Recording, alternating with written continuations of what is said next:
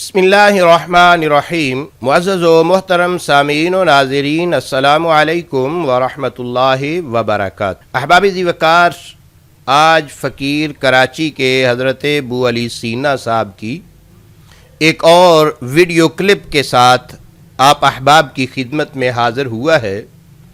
हज़रत अबू अली सीना साहब ऑफ कराची ने अपने टपोरीपन के तसलसल को बरकरार रखते हुए फतावा रिज़विया शरीफ पर एतमाद करने वालों को शख्सियत परस्ती में मुब्तला करार दिया है, बल्कि अपनी दानिस्त में इस हज़रत ने इस मामला को कुफ़ार मक्का व मुशरिकीन मक्का से मिला दिया।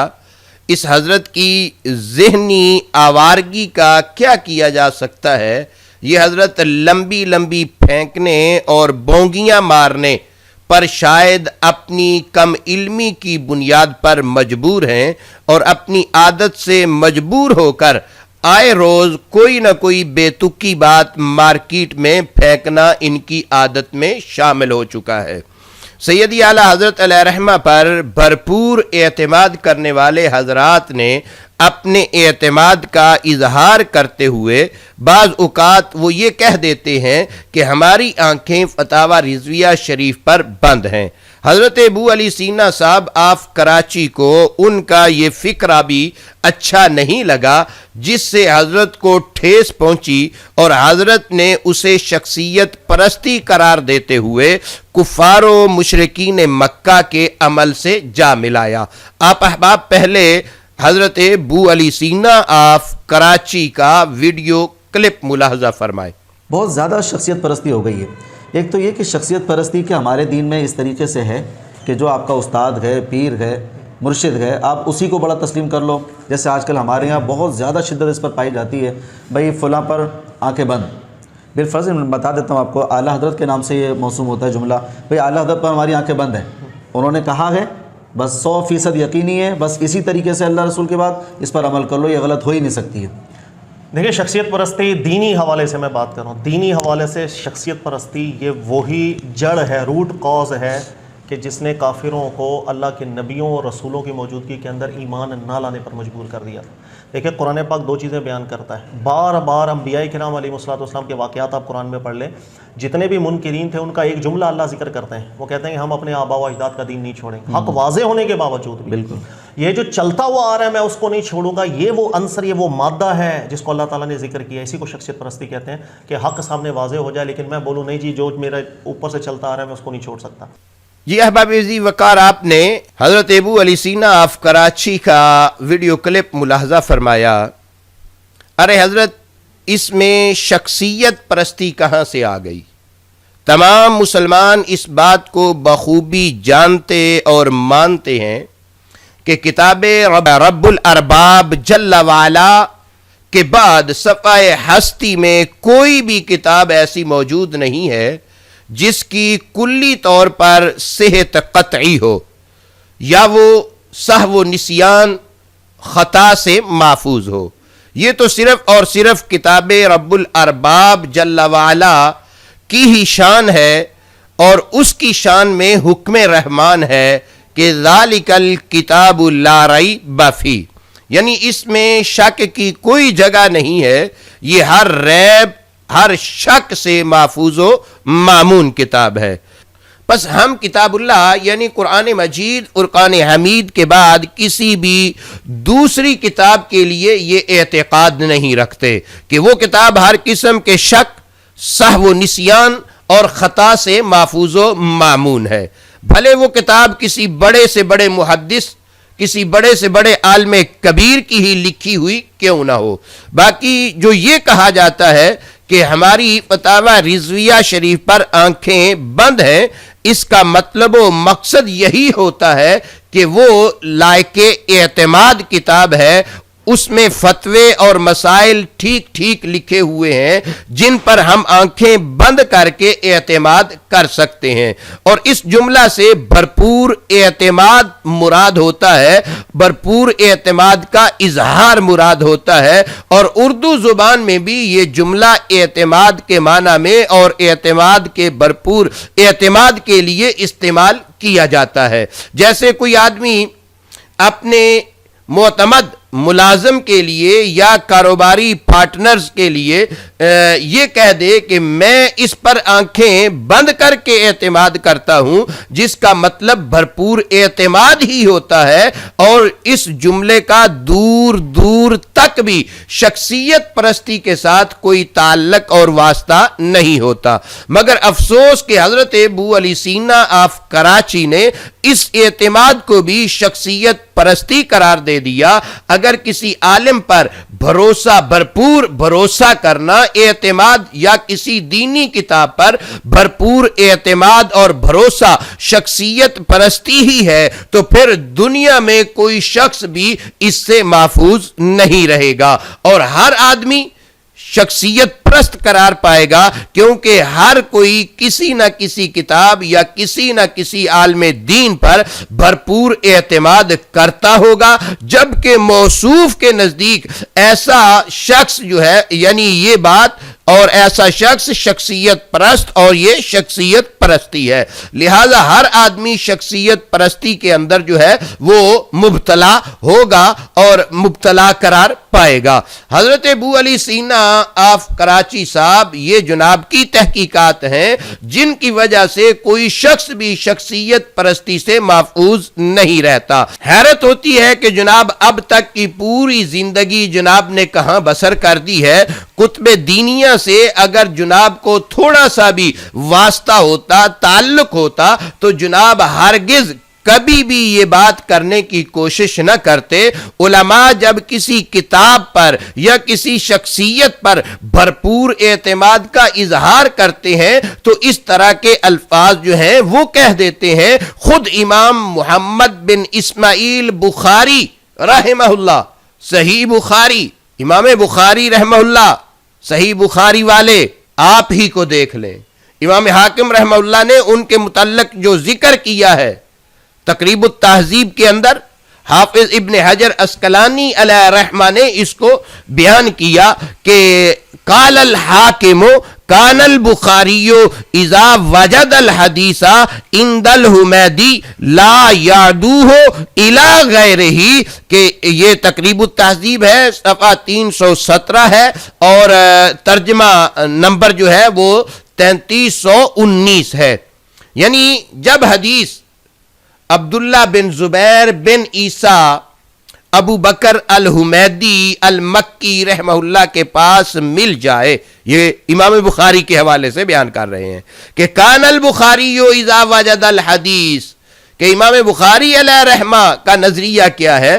آپ فرماتے ہیں کہ اگر امام ابو بکر حمیدی علیہ رحمہ کے پاس حدیث مل جائے تو پھر کسی دوسرے کی جانب جانے کی ضرورت نہیں ہے۔ حضرت ابو علی سینا صاحب کیا جناب امام بخاری رحمہ اللہ کی اس بات کی وجہ سے انہیں بھی شخصیت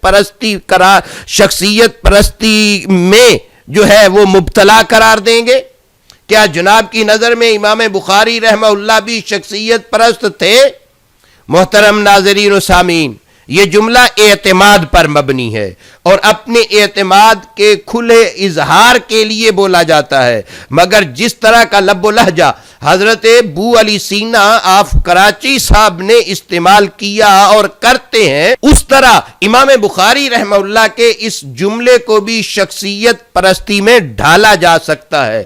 ملاحظہ فرمائیں کس طرح کہ جب کوئی حدیث امام حمیدی علیہ رحمہ کے پاس مل جائے تو پھر کسی دوسرے کے پاس جانے کی قطعاً کوئی ضرورت نہیں ہے۔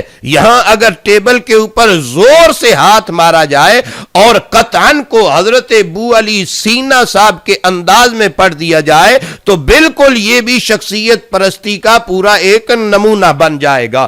اگر کامران شہزاد کی طرح تشکیکات پیدا کرنی ہو تو یہ بھی کہا جا سکتا ہے کہ امام حمیدی علیہ رحمہ بھی محدث ہیں اور ان سے بھی غلطی ہو سکتی ہے، اور دوسرے بھی محدثین ہیں ان سے بھی غلطی ہو سکتی ہے، لیکن یہ کہہ دینا کہ امام حمیدی کے پاس حدیث مل جائے تو پھر کسی دوسرے کے پاس نہ جاؤ، یہ کیا بات ہوئی؟ تو وہی بات بن جائے گی، شخصیت پرستی کا لیبل یہاں بھی لگ جائے گا۔ تو عزیزان گرامی، ہم اسے حضرت ابو علی سینا آف کراچی کی ذہنی آوارگی ہی قرار دے سکتے ہیں کہ جناب کا ذہن اتنی منفی سوچ کا حامل ہے کہ موصوف کو ثقہ اور معتمد علماء کی ہر بات جو ہے وہ منفی نظر آتی ہے، اور موصوف کے ذہن میں یہ فطور پیدا ہو چکا ہے کہ بس مثبت سوچ کے حامل وہی افراد ہیں جبکہ کام منفی سوچ کے حامل افراد والا کر رہے ہیں۔ کوئی شخص یہ جانتے ہوئے کہ فلاں شخص واقعتاً غلطی پر ہے اور اس کی بات درست نہیں ہے، پھر بھی اس کو درست قرار دے، ایسے شخص کے اس عمل کو شخصیت پرستی قرار دے کر ہم یہ تو کہہ سکتے ہیں کہ یہ شخص شخصیت پرستی کے مرض میں مبتلا ہے۔ مثلا فقیر نے حضرت ابو علی سینا آف کراچی کی طرف سے دیے گئے حوالوں کی نشاندہی کی تھی کہ یہ حوالے غلط ہیں۔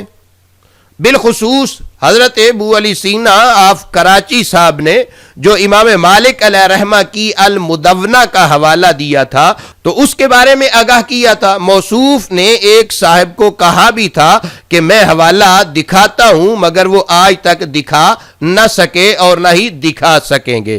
پس یہ معلوم ہو جانے کے بعد کہ وہ حوالہ المدونہ میں نہیں ہے، کوئی شخص حضرت ابو علی سینا آف کراچی کی وکالت کرے اور اس کی اس بات کو درست سمجھے۔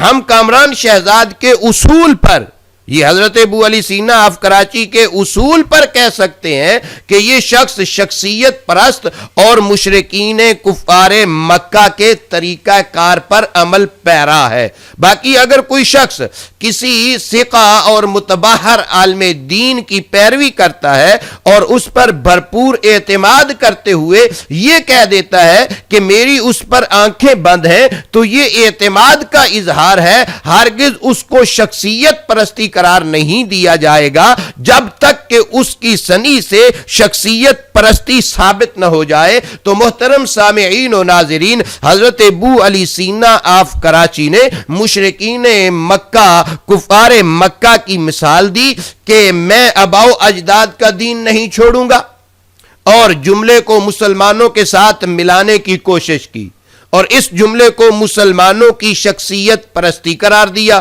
یہاں ایک باریک سا فرق ہے جو حضرت ابو علی سینا صاحب کی موٹی عقل میں نہ آ سکا۔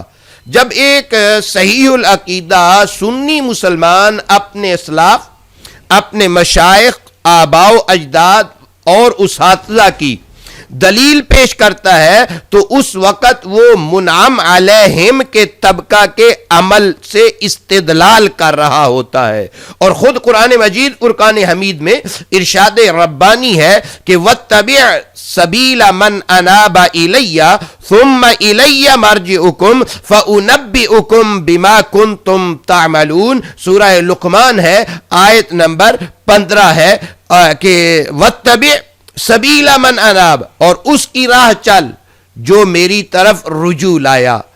ثم الی مرجعکم فانبئکم بما کنتم تعملون، پھر میری ہی طرف تمہیں پھر آنا ہے تو میں بتا دوں گا جو تم کرتے تھے۔ لہذا منیبین کے طبقہ سے استدلال اور ان کی پیروی ہرگز مشرکین مکہ کی طرح اجداد پرستی نہیں۔ اگر موصوف اپنی عقل کے موٹا ہونے کی وجہ سے اس کو اجداد پرستی سمجھتے ہیں تو یہ موصوف کی عقل و فہم کا قصور ہے کہ جس نے انعام یافتہ طبقہ کے عمل کی پیروی کو اجداد پرستی سمجھ لیا۔ حضرت ابو علی سینا صاحب جناب کو یہ کیوں نہیں سمجھ آ رہا کہ انعام یافتہ طبقے کی پیروی کا تو قرآن مجید فرقان حمید میں جو ہے وہ حکم بھی دیا گیا ہے، جیسا کہ سورہ فاتحہ کے اندر اہدنا الصراط المستقیم صراط الذین انعمت علیہم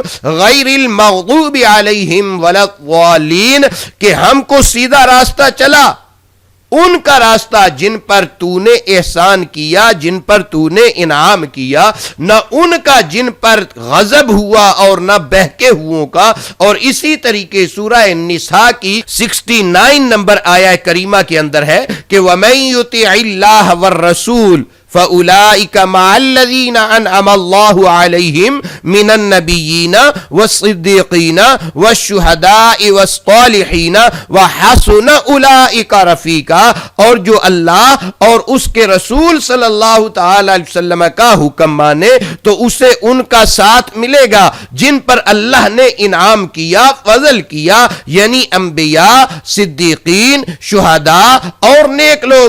یہ کیا ہی اچھے ساتھی ہیں۔ اور اسی طریقے خالق ارض و سما نے سورہ نساء کی آیت نمبر 115 نمبر آیت کریمہ میں ارشاد فرمایا وَمَن يُشَاقِقِ الرَّسُولَ مِن بَعْدِ مَا تَبَيَّنَ لَهُ الْهُدَى وَيَتَّبِعْ غَيْرَ سَبِيلِ الْمُؤْمِنِينَ نُوَلِّهِ مَا تَوَلَّى وَنُصْلِهِ جَهَنَّمَ وَسَاءَتْ مَصِيرًا، کہ اور جو رسول کا خلاف کرے بعد اس کے کہ حق راستہ اس پر کھل چکا اور مسلمانوں کی راہ سے جدا چلے، ہم اسے اس کے حال پر چھوڑ دیں گے اور اسے دوزخ میں داخل کریں گے، اور کیا ہی بری جگہ ہے پلٹنے کی۔ پس اگر کوئی شخص یہ کہتا ہے کہ میری سیدی اعلی حضرت رحمہ اللہ پر آنکھیں بند ہیں یا میری فتاوی رضویہ شریف پر آنکھیں بند ہیں، تو اس کا یہ قول ہرگز شخصیت پرستی نہیں، بلکہ وہ ایک عالم ربانی کی تحقیقات کو